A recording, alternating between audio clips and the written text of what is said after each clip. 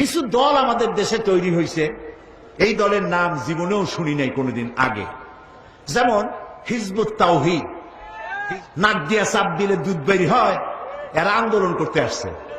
আমরা বুড়ো হয়েছি বাতাস খাইয়া, আগে জেলে যাও, জেল খাটো, দুই একটা শহীদ হোক, তারপর বোঝা আন্দোলনের মজা কি। সুতরাং হিজবুত তাওহীদ, হিজবুত তাহরীর, হরকতুল জিহাদ, জামাতুল মুজাহিদিন, এদের যেখানে বান ধরে পুলিশের সোপর্দ করে দিবেন। সেই জন্য আপনারা আপনাদের যুবক সন্তানদেরকে ঠেকাবেন, অতি উৎসাহী হয়ে যেন এই সমস্ত খারাপ সংগঠনের সাথে মিলে গিয়ে দেশের সর্বনাশ না করে, এই শান্তিপূর্ণ পরিবেশকে যাতে সর্বনাশ না করতে পারে, সকলের চোখ সেই জন্য উন্মুখ হয়ে থাকতে হবে। কিছু দল আমাদের দেশে তৈরি হয়েছে, এই দলের নাম জীবনেও শুনি নাই কোনোদিন আগে। যেমন জামাতুল মুজাহিদিন, তারপরে কুতকুতুল জিহাদ, কি না, হরকতুল জিহাদ, তারপর লাদেন বাহিনী, তালেবান বাহিনী, হিজবুত তাওহীদ, হিজবুত তাহরীর, পত্রিকার নামগুলি দেখতেছেন না? এই সব নামে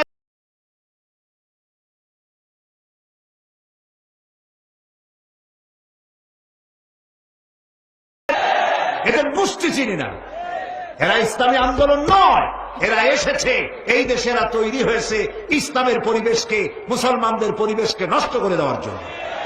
প্রিয় ভাই সব, বিভিন্ন জায়গায় মাথায় পাগড়ি বাঁধিয়া, বড় বড় জামা গায়ে দিয়া, এত বড় বড় মেসওয়াক, তারপরে বোমা বানায়, এগুলো আবার পুলিশ যায় ধরে, তারপরে পত্রিকা আসে জামাতুল মুজাহিদিন ধরা পড়ছে।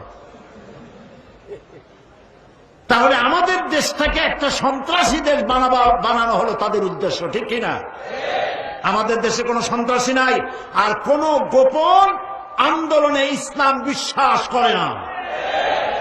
সরকার প্রধান এর পক্ষ থেকে কোনো অর্ডার আসার আগ পর্যন্ত জিহাদের প্রস্তুতি নেওয়া জায়েজ নাই। জিহাদের প্রস্তুতি সশস্ত্র যুদ্ধের আহ্বান জানাতে পারে কেবলমাত্র যখন সরকার প্রধান ইসলাম অথবা মুসলমান হবে, তারা যদি জিহাদের জন্য সর্বাত্মক দাওয়াত দেয়, তখনই কেবলমাত্র আন্দোলন করা যাবে, সশস্ত্র যুদ্ধ করা যাবে। এর আগে বোমা বানাইয়া, পিস্তল বানাইয়া ইচ্ছামতো মানুষ খুন করা, এগুলি করে ইসলামের কোনো লাভ নাই, বরং ইসলামের ক্ষতি হবে। এই কাজটি আপনারা করবেন না অতি উৎসাহী হয়ে। কয় গণতন্ত্র হারাম, পার্লামেন্ট হারাম, মেম্বার যারা হয়েছে তারা হারাম, সব মুশরিক, সব কাফের। তো এখানে সবই যদি কাফের হয়, হুজুররা আপনারা এখানে করবেন কি? বিদায় হন। আপনাদের পছন্দ মতো কোনো দেশ থাকলে সেই দেশে চলে যান।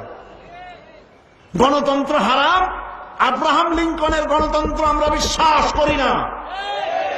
আমরা বিশ্বাস করি ও আমরুহুম শুরা বাইনাহুমের, আল্লাহর দেওয়া গণতন্ত্রের বিশ্বাস করি। গণতন্ত্র হারাম, তাহলে সরকার বদলের সিস্টেম কি বলো? জবাব দাও। একটা সরকারকে পরিবর্তন করার জন্য, ইচ্ছে মাফিক সরকারকে আনার জন্য সিস্টেম কি?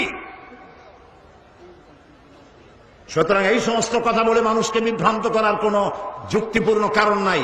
লিফলেট ছড়ানো বন্ধ করো। গণতন্ত্র হারাম বলে মানুষকে বিভ্রান্ত করো না। নাক দিয়া চাপ দিলে দুধ বেরি হয়, এরা আন্দোলন করতে আসছে। আমরা বুড়ো হয়েছি বাতাস খাইয়া। সুতরাং হিজবুত তাওহীদ, হিজবুত তাহরীর, হরকতুল জিহাদ, জামাতুল মুজাহিদিন, এদের যেখানে বান ধরে পুলিশের সোপর্দ করে দিবেন। এরা ইসলামের কোন সহায়ক শক্তি নয়, এরা এই দেশের স্বাধীনতা, সার্বভৌমত্ব এবং ইসলামের দুশমন। ওরা গণতন্ত্র হারাম বলে ইসলাম নিয়ে আসছে। হাতি ঘোড়া গেল তল, ছাগলে কয় কত জল।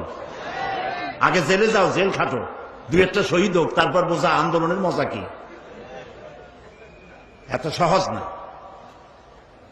সেই জন্য আপনারা আপনাদের যুবক সন্তানদেরকে ঠেকাবেন, অতি উৎসাহী হয়ে যেন এই সমস্ত খারাপ সংগঠনের সাথে মিলে গিয়ে দেশের সর্বনাশ না করে, এই শান্তিপূর্ণ পরিবেশকে যাতে সর্বনাশ না করতে পারে, সকলের চোখ সেই জন্য উন্মুখ হয়ে থাকতে হবে।